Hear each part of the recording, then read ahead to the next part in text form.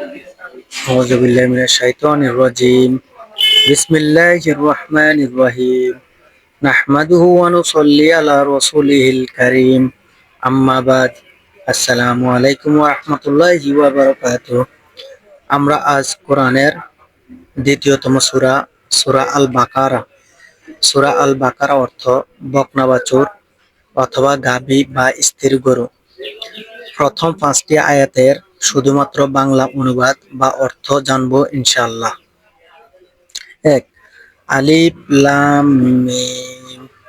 এগুলোর অর্থ আমাদের জানা নেই, তবে ৩টি অক্ষরের বিনিময়ে ১০টি করে নেকি পাবো ইনশাআল্লাহ। ২. ইহা ওই গ্রন্থ যার মধ্যে কোনো সন্দেহ সংশয়ের অবকাশ নেই। ধর্মবিরোধীদের জন্য এ গ্রন্থ পথনির্দেশ। এ আয়াত থেকে বুঝলাম এ কোরআন, এতে কোনো সন্দেহ নেই। সাবধানীদের জন্য এ গ্রন্থ পথনির্দেশক। এ কিতাবের অবতরণ যে আল্লাহর নিকট থেকে, এ ব্যাপারে সন্দেহ করার কোনো সুযোগ নেই।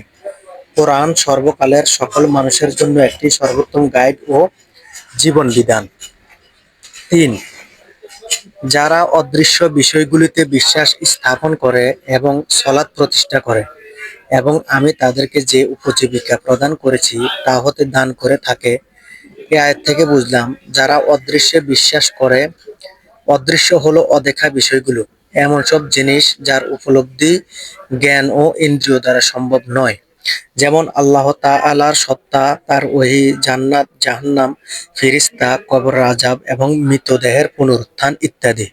যথাযথভাবে নামাজ পড়া বা নামাজ কায়েম করার অর্থ হলো নিয়মিতভাবে রাসূল সাল্লাল্লাহু আলাইহি সাল্লাম এর তরিকা অনুযায়ী নামাজ আদায়ের প্রতি যত্ন নেওয়া।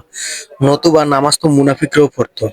ব্যয় করা কথাটি ব্যাপক, যাতে ফরজ ও নফল উভয় প্রকার ব্যয়, খরচ, দান বা সদকা শামিল।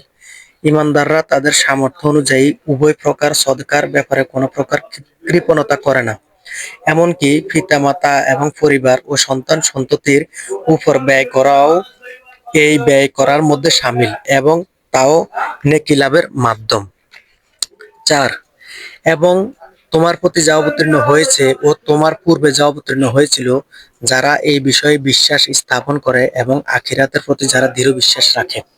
এই আয়াত থেকে বুঝলাম, এবং আমাদের রাসূল সাল্লাল্লাহু আলাইহি সাল্লামকে আল্লাহ তাআলা বলছেন, তোমার প্রতি যা অবতীর্ণ করা হয়েছে ও তোমার পূর্বে যা অবতীর্ণ করা হয়েছে তাতে যারা বিশ্বাস করে, মানে রাসূল সাল্লাল্লাহু আলাইহি সাল্লামের আগে পূর্ববর্তী নবীদের উপরও যা আহ, অবতীর্ণ করা হয়েছিল তাতে যারা বিশ্বাস করে, পরলোকে যারা নিশ্চিত বিশ্বাসী। ৫.